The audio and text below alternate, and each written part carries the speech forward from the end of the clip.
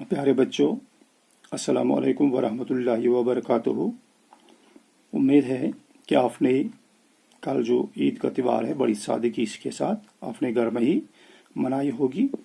तो मैं अपनी तरफ से आप सबों को ईद मुबारक पेश करता हूँ। आज हम 7th क्लास की जो किताब आवर एनवायरनमेंट है उसका topic inside our earth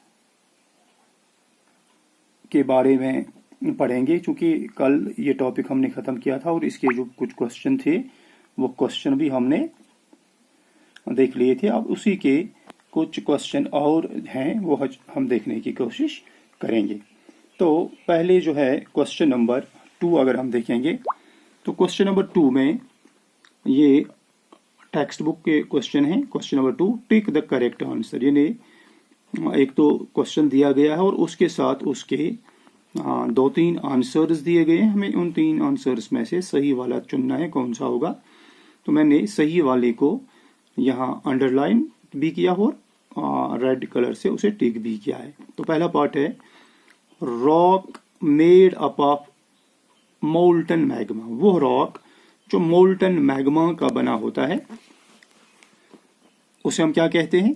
एग्नियस rock पहला है, दूसरा सेडिमेंट्री रॉक और तीसरा जो है सी मेटामॉर्फस। तो आपने पढ़ाई पिछले सबक में पढ़ा है कि ऐसे रॉक्स को एग्नियस रॉक्स कहते हैं। तो दूसरा है the inner most layer of अर्थ। जमीन की जो अंदर वाली तह जो है, सतह है, इसे क्या कहते हैं? 3 आंसर्स दिए गए हैं, क्रस्ट, कोर एंड मेंटल। तो आपको मालूम है कि टॉप लेयर जो है उसे क्रस्ट कहते हैं, उसके बाद जो लेयर आती है उसे मेंटल कहते हैं और इनर वाली को कोर कहते हैं। तो कोर इसका सही जवाब होगा, बी पार्ट। फिर तीसरा गोल्ड, पेट्रोलियम एंड कोल और एग्जाम्पल्स ऑफ। ये गोल्ड जो है, पेट्रोलियम जो है, कोल है, ये सब किसकी एग्जाम्पल्स हैं? ये रॉक्स हैं, मिनरल्स हैं या फॉसिल्स हैं? They all are minerals. अब चौथा part rock which contain fossils. वो रॉक्स जिनमें फॉसिल्स होते हैं। फॉसिल्स हम किन्हें कहते हैं? जो एनिमल एंड प्लांट्स जब ये किसी तरीके से डेड हो जाते हैं, मारे जाते हैं, तो इनके जो रिमेन्स पीछे रहते हैं ये कभी कभी इन रॉक्स के साथ मिल जाते हैं। तो ये ऐसे रॉक्स जिनमें ये वाली चीजें पाई जाती हैं, इन्हें क्या कहते हैं? They are called sedimentary rocks. ये वो तहदार चट्टाने जिन्हें हम कहते हैं। सो 3 आंसर्स यहाँ है, सेडिमेंट्री रॉक्स है, मेटामॉर्फिक है, एग्नियस रॉक्स हैं। तो ये सेडिमेंट्री रॉक्स, ए पार्ट इसका सही जवाब होगा। फिर उसके बाद है 5वां the thinnest layer of earth. ये थिकेस्ट नहीं है, यहाँ थिनेस्ट, पतली ता जो जमीन की है वो कौन से? क्रस्ट है या मेंटल या कोर? तो क्रस्ट वाली ता जो है सबसे थिनेस्ट है। फिर इसके बाद है क्वेश्चन नंबर 3, जहाँ पे 2 साइड दिए गए हैं, ए और बी कॉलम। तो इन्हें मैच करके मैंने यहाँ लिखा है।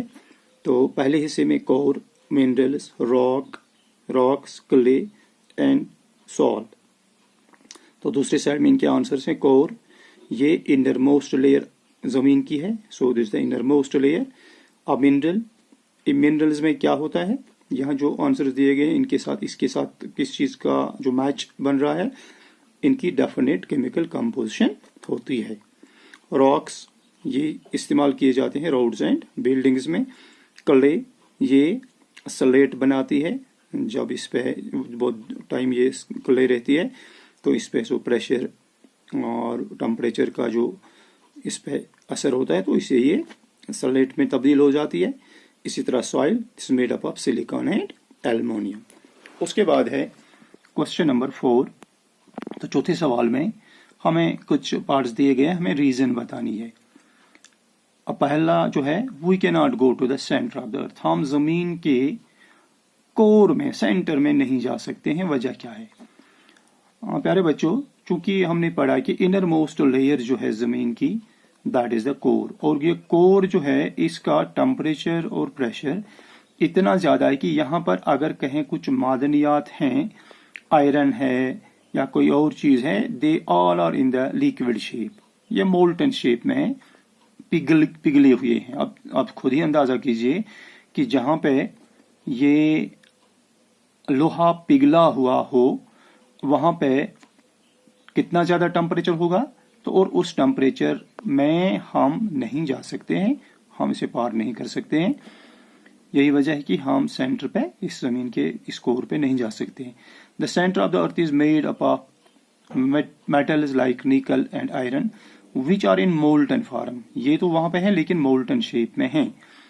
This part of earth has much greater temperature. यहाँ टेम्परेचर बहुत ज्यादा होता है और प्रेशर भी काफी ज्यादा होता है। Which will melt everything passing through. और जो कोई भी चीज यहाँ इस जगह पे आपको मिलेगी उसको ये मेल्ट करके छोड़ देते हैं। और इसी हाई प्रेशर टेम्परेचर की वजह से इंसान के लिए मुमकिन ही नहीं है कि ये वहां तक पहुंच सके या किसी चीज को वहां तक पहुंचा सके। दूसरा part, sedimentary rocks are formed from sediments. ये सेडिमेंट्री रॉक जो है ये सेडिमेंट्स से बने हैं। इसकी रीजन क्या है?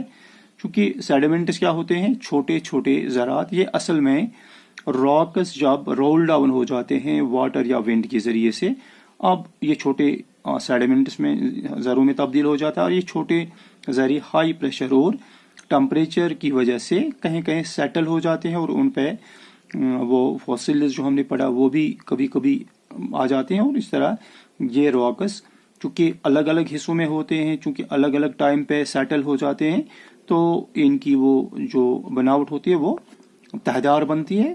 दैट इज वाई कि ये सेडिमेंट्री रॉक्स यहाँ बनते हैं इन्हीं सेडिमेंट्स से। अब तीसरा, limestone is changed into marble. Limestone marble में चेंज होती है। आपने बेटे सुना कि रॉक साइकिल के बारे में आपने पढ़ा कि रॉक्स कंटिन्यूअसली एक शेप से दूसरी शेप में तब्दील होते रहते हैं due to high pressure and temperature.